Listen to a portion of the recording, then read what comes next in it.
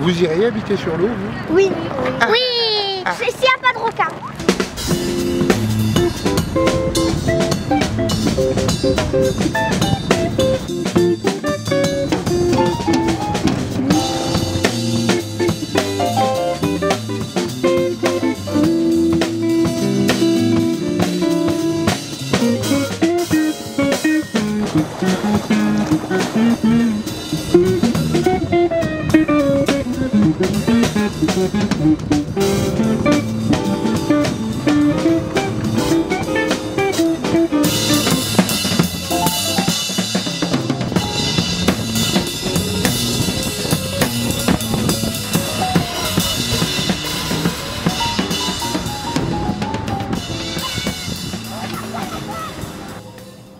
Bon, Anapos, c'est un petit dieu grec qui s'est fait virer du panthéon grec dans l'Antiquité parce qu'il avait dénoncé des malversations de ses supérieurs.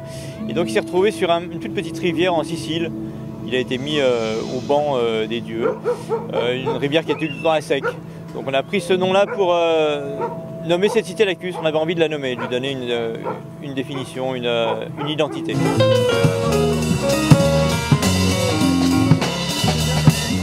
Alors Anapos, c'est un projet de la compagnie Ilotopie avec laquelle déjà la ville de Martigues a l'habitude de travailler parce que ce sont des voisins, ils sont à Port-Saint-Louis-du-Rhône, mais aussi parce que ce sont des habitués de l'eau et que nous, à Martigues, on est tout le temps entourés d'eau.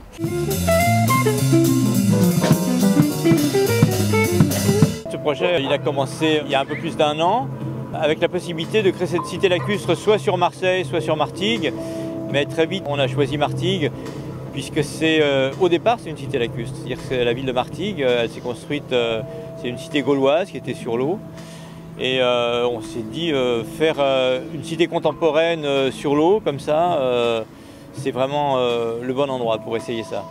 Et donc cette cité lacustre, on l'a créée pendant 1 an et elle reçoit des spectacles le soir, dont le spectacle Opéra d'eau, qu'elle reçoit en nocturne les jours de week-end.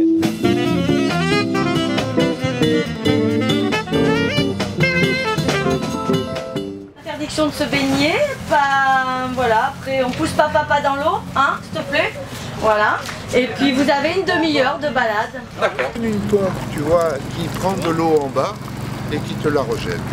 Tout ça, c'est pour vous montrer qu'avec l'énergie solaire, on est capable pratiquement de vivre tranquillement C'est de l'eau. sur l'eau.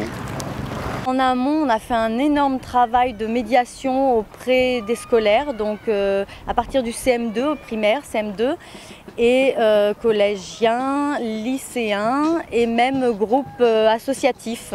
Donc là, effectivement, on a des gros groupes, parfois 3 fois 30 personnes dans la même demi-journée.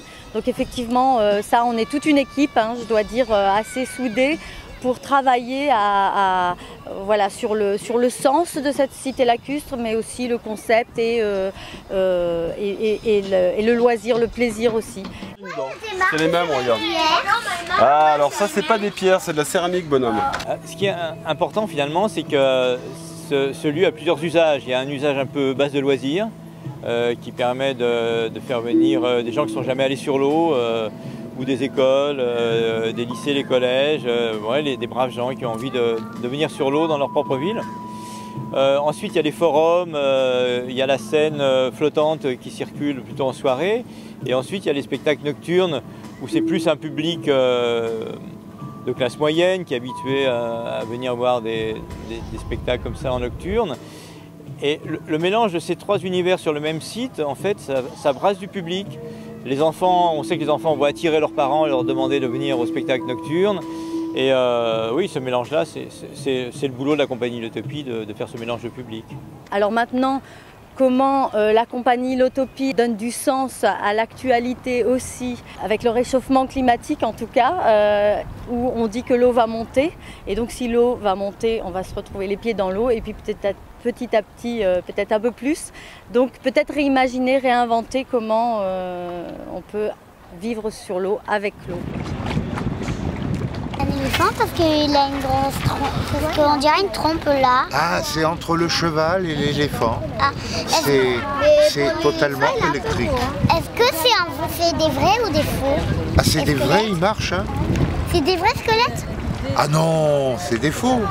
On est un peu même victime de notre succès puisque les gens adorent, les gens reviennent et on n'a pas que des habitants de Martigues, on a aussi beaucoup de gens d'Aix, Saint-Mitre, Marseille. Alors on est très contents effectivement. On pense qu'on peut peut-être trouver une posture par rapport à l'eau qui permet de pas forcément être dans la glisse, pas forcément être dans la prédation, finir de vider les poissons ou aller chercher les gaz de schiste sous l'océan, mais peut-être être dans une habitation un peu paisible et harmonieuse de l'eau, vivre avec. Voilà. Je crois qu'on peut trouver, il est temps, je crois, socialement et pour la planète, de trouver une attitude d'équilibre entre l'eau, la terre et l'humanité, pour un futur plus sympathique.